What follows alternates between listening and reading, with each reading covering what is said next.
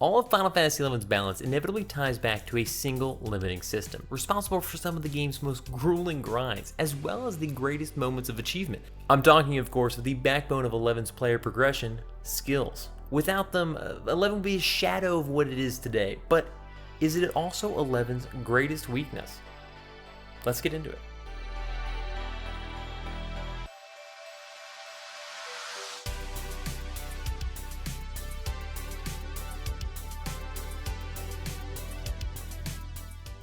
From your first moments in Vana'diel, you recognize the skill system. It's the first thing that starts ticking up besides experience. Usually the first fight, you're like, Point 1, what does that mean?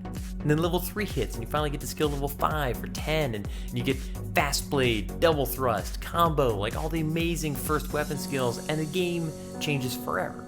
These moments of weapon skill acquisition are some of the most memorable in the game, sometimes huge upticks in overall damage. I mean, when you get Tachi Gecko, Dancing Edge, Wielding Thrust, Spinning Slash, oh my gosh. It's all thanks to those small upticks in proficiency with whatever weapon you're using, over time cementing your strength in Vana'diel. Of course, it's not just weapons. Magic accuracy and damage are tied to this as well. One level you may not be landing a single paralyze, then the next level all of a sudden you get a couple more ticks of skill and you can hit it most of the time. Thief's ability to dodge, duck, dip, dive, and dodge is all tied to its evasion skill, which is some of the highest in the game. Now, as we're talking about skill, I'm not going to say I'm not ignoring the stats department and their importance in your overall strength and proficiency and ability with weapons, magic, and feebling. But we want to focus on skill with this video because there's something really interesting that only it does.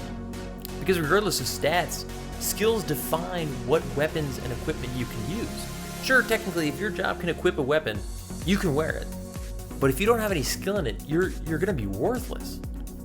And early on, this seems kind of strange to new players, but that's where things got so fascinating. I love the player agency here as players could decide for themselves, should I be using a different weapon? Should I be trying a different approach to different types of enemies, different party makeups, different skill chain opportunities? Because at different levels, different weapons might be stronger. They might just be objectively stronger than the other options that are around. I've recently found out that Great Axe for Dark Knight is actually one of its more powerful weapons up through the mid 40s because of the amazing weapon skills that are provided by it. I think it's Sternwind, just like rocks everything else. Many thieves prefer to start with hand-to-hand or sword all the way up through Viper Bite sometimes because honestly, Viper Bite's the first real strong dagger weapon skill that thieves get access to. Of course, the caveat there is the strength of that weapon at that time with that weapon skill, with those skill chains, worth the loss in 5 accuracy, 10 accuracy, 5 attack, 10 attack from the skill that you're losing from your main, most proficient weapon? I love this question. It's so much fun. It's a question we still ask ourselves constantly today. Tosic, on his big old samurai, is constantly balancing between using his great katana and his incredibly powerful polearm. There's still value there. At 99, 119, that's crazy. Hayden bounces back and forth when he's leveling in Paladin between Great Sword and Sword and Shield, depending on the need, the party, and what's going on. These are the kind of systems that make 11 a game where you can make choices that can impact the speed, efficiency, and survivability of your party, or just yourself. And that's where RPGs shine. It's so much fun. And of course, you gotta ask yourself, can I even use that weapon because is that skill capped? And this is where it gets a little frustrating. You have to actually be using the weapon, or the skill, the magic, the spells, on an enemy of an appropriate level to be gaining skill. If you get to 45, 55 health cap, and you've never used a sword on Thief, guess what? That skill is 0. All of a sudden, your strength as a player far outweighs your skill with the sword, and leveling that might be kind of a pain. Hence, skill up parties. If you have a weapon that you don't want to bring to a party, but you need to skill it to max level, where do you find max level enemies to get that last little bit of skill? Because you can't skill beyond the enemy's level. I can't go up to a rabbit who's level 5 and be like, I want to get max level skill on it. No, you can only learn as much as that level 5 rabbit can offer, which is about level 5 skill. That might be the wrong way to phrase that, but essentially that's what's going on. You need to find an equivalent level enemy to learn on. So skill up parties became a thing because they could protect you in mass, fighting mostly crabs in Boyata Tree, sometimes Kufdal Tunnel for a little bit lower. and get your way up to almost cap. And then maybe, just maybe, you could get the last little bit there. And yeah, it could be frustrating. It could be very grinding and grueling and annoying. But like, it was also just a whole other way to level your job, which is kind of cool. Like certain aspects were super annoying and pointless. Enhancing magic, summoning skill. No, I don't think it's fun to just sit there and cast a spell over and over again for the sake of casting it. I think that's an antiquated system. It was boring. But the things where you had to fight an enemy and like be better and balance out the damage you were doing to hopefully do the least amount of damage so you could keep it alive long enough and get the most skill out of it, that stuff was cool and fun. Yeah, it got grindy and boring after a while, but it was still a cool system. And I love seeing the progress made. 0.1, 0.2, 0.3, the occasional like 0.5, and you're like, holy shit, that was half a skill. So all I'm doing is really praising the system. It's an amazing system. I think it's the backbone of what makes 11 interesting and balanced and competitive, and provide you so many different options for like approaching different problems and challenges. So what's the problem? Why did I say it's also 11's greatest weakness? Because of the sub-job system. We give a lot of crap to the Brady Games Guide, which I haven't unpacked. I have no idea where the hell it is. But it constantly suggests things that frankly are impossible. Like subbing Bard and landing a Threnody on an enemy. Or subbing Black Mage to something like Samurai because they're doing more skill chains so you can magic burst yourself. These sound like great ideas. Thanks, Brady Games. Why don't they work? Because of skills. By level 20, 30, definitely 40, anything that only your sub-job is providing.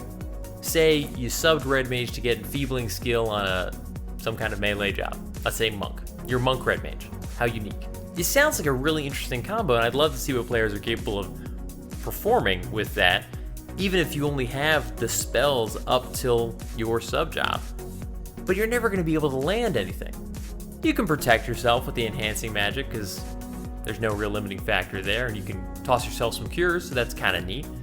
But if you try to paralyze, cast a water, it's going to get resisted. Now I understand it has to be weaker than a standard red mage, or you'd have some really interesting and strange combos of like a monk red mage being in some cases stronger than a main red mage, which doesn't make any sense, but it's possible if skill wasn't a problem. But of course your skill is limited to the level of that sub-job, which is half of your main, and the things that you're going to be fighting most of the time will resist the hell out of whatever it's capable of doing.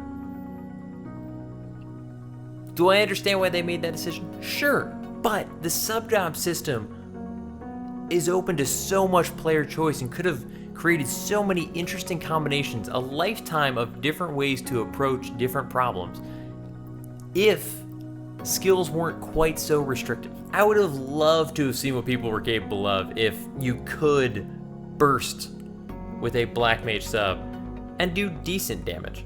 Yeah, you can only do the spells that are half of your level, so probably much lower than an actual Black Mage, but you could still burst them with accuracy and damage and have a set to account for that. Would that have been stronger to make up for the lack of a Warrior sub or Thief sub or Samurai sub? I don't know.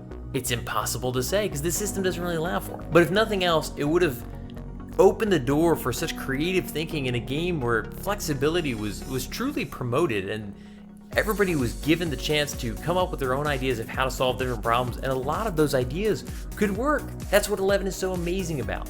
I love approaching a fight where you see all these guys online saying you have to do it this way, this is the only way you can win, and then we win a different way. Doesn't always work out that way, but those moments are amazing.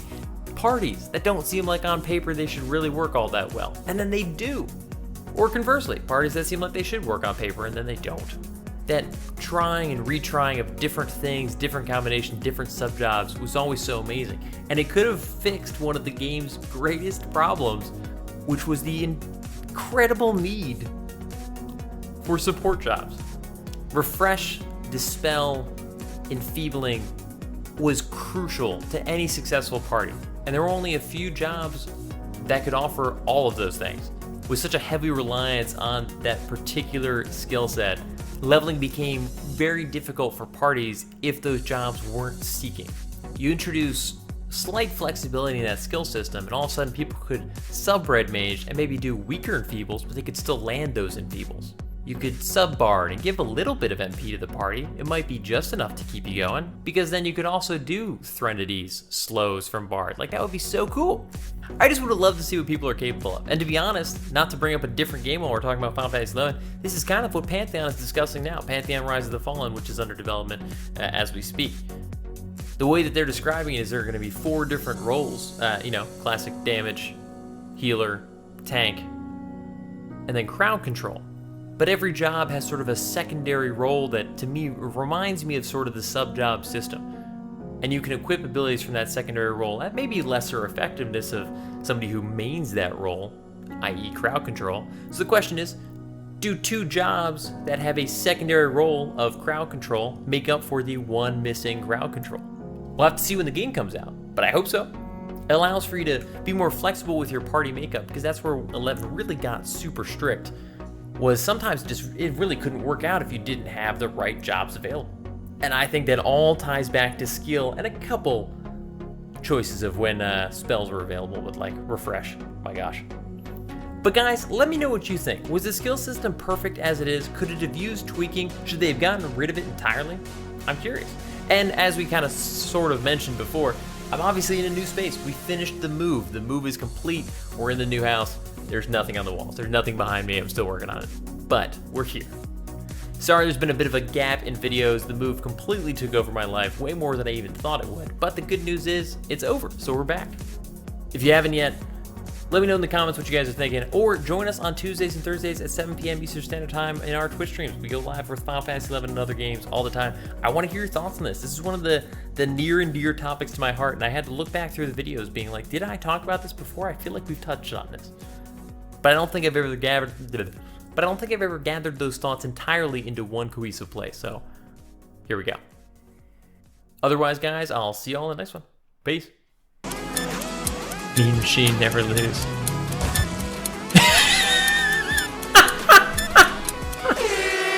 Epic! I caught that watching Hayden's car, and you just went flying through the air. Oh my gosh, can I save that somehow?